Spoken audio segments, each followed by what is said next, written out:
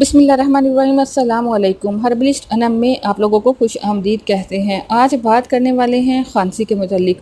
वो लोग जिन्हें खुश्क खांसी की प्रॉब्लम है या बलगमी खांसी का मसला है, उनके लिए बहुत ज़बरदस्त रेमेडी शेयर कर रहे हैं। बहुत आसान घरेलू चीज़ें हैं, सिर्फ दो चीज़ों से बनी ये रेमेडी है जो आपकी खांसी को जड़ से ठीक कर देगी। जिसके लिए आपको पहली चीज़ चाहिए वो है शहद, हनी। हनी तो हर घर में मौजूद होता है। शहद के मुतालिक आप जानते हो इसमें शिफा मौजूद है और ये खांसी के लिए बहुत बेहतरीन है। आप इसको वैसे भी ले सकते हो। दूसरी चीज़ जो आपको इसके लिए चाहिए वो है फिलफिल दराज। फिलफिल दराज पंसार रोड से आपको आसानी से मिल जाएगी। ये खुश्क होती है शतूत की तरह, ये आपको नज़र आएगी।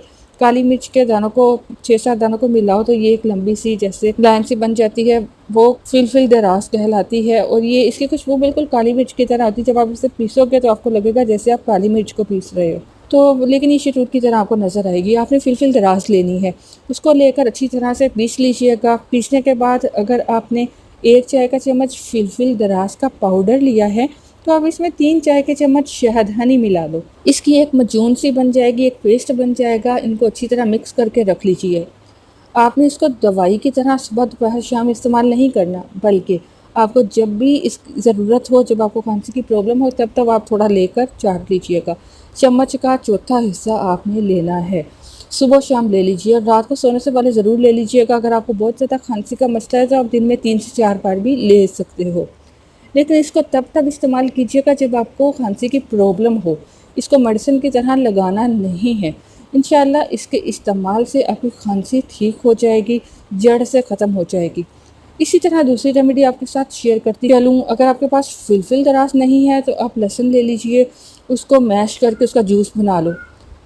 उसका जब पानी निकालोगे लहसुन का, आप 1 चम्मच में लहसुन का जो पानी है 2 से 3 कतरे ले लीजिए, 3 से 4 कतरे ले लीजिए और उसमें थोड़े से 3-4 कतरे ही शहद के मिलाइए। अच्छी तरह मिक्स कर लीजिए और उसको खा लीजिए।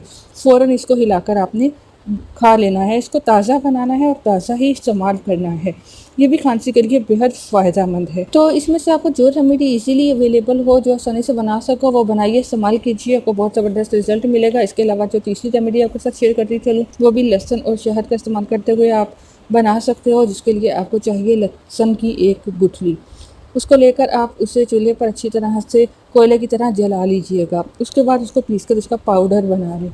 जब उसका पाउडर बन जाए तो आपने उस पाउडर में शहद मिलाना है। शहद मिलाकर उसकी अच्छी सी मजून बना लेनी है। मजून बनाने के बाद आप सुबह शाम इसको ज़रूर इस्तेमाल कीजिए। आप छोटा आधा चाय का चम्मच इस मजून का इस्तेमाल कीजिए। ये भी आपकी खांसी के लिए बेहद फ़ायदेमंद नुस्खा है। ये भी कदीम ज़माने से इस्तेमाल होने वाला बहुत ज़बरदस्त खांसी का एक इलाज है। तो आप इसमें से कोई भी रेमेडी यूज़ कीजिए, आजमाइए और अपना एक्सपीरियंस को शेयर कीजिएगा। और हर्बलिस्ट अनम को देखना मत भूलिए। अल्लाह हाफ़िज़।